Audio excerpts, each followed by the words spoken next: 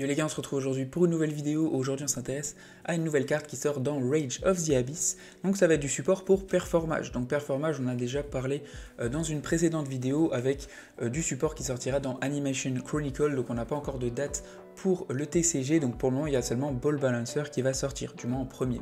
Au niveau de Ball Balancer, c'est un monstre qu'on va jouer x3 dans le deck Performage pur. Je précise bien Performage pur. Derrière ça, au niveau de son effet, du coup ça va bien être un monstre terre niveau 4. Au niveau de son effet de pendule, durant la main phase, on va pouvoir envoyer un monstre face recto Performage pendule depuis notre extra deck au cimetière. Derrière, on va pouvoir augmenter le rang pendule de cette carte là par rapport au scale du monstre, et on peut utiliser cet effet de Ball Balancer qu'une seule fois par tour. Donc ce qui permet en soi d'augmenter son level et derrière de faire des invocations pendules. C'est pas un effet qui est non plus ultra intéressant, mais dans certains combos ça peut être plutôt cool.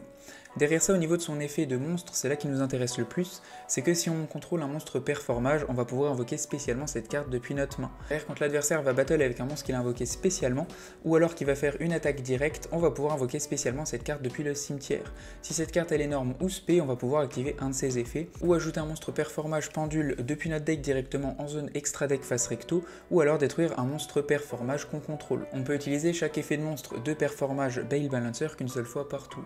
Donc au niveau de cette carte, on va la jouer x3 tout simplement parce qu'elle va apporter une stabilité au deck. On peut le spé super facilement, et d'avoir un monstre niveau 4 en plus dans le deck, c'est vraiment pas du tout de refus, étant donné que c'est un peu notre objectif d'avoir accès à notre nouveau monstre X6 Performage. Au niveau en plus de son effet, il nous permet de placer directement un monstre niveau 4 en général, ou un autre monstre dans notre zone pendule, pour ensuite, quand on invoque par pendulation, pouvoir l'invoquer en plus. Donc en gros, il nous donne accès à 2 invocations de monstres, et c'est ça qui est plutôt cool avec ce nouveau monstre là. Juste pour ceux que ça intéresse, on parle aussi de Plushfire. Donc Plushfire, je vais pas en parler dans cette vidéo, étant donné que Plushfire est une bonne carte pour les decks pendules, mais pas forcément pour les decks pendules avec Performage pur. Étant donné que pour que Performage Plushfire soit intéressante, faut qu'elle soit détruite par effet de carte, et derrière elle permet de spé un monstre Performage, comme en général notre Trick Clown, et notre Trick Clown, on va pouvoir en profiter pour faire des choses. Il part au cimetière, il se respé. Donc en gros, il permet d'avoir accès à 2 invocations de monstres. Le problème dans Performage pur, c'est qu'on n'a pas de cartes qui permettent de le détruire facilement, sauf étant donné notre Ball Balancer, mais il faut quand même l'invoquer sur le terrain, alors qu'en général on le détruit plutôt de notre zone pendule pour éviter de l'invoquer, ou de l'invoquer par pendulation, ou de l'invoquer spé, ou de l'invoquer normalement.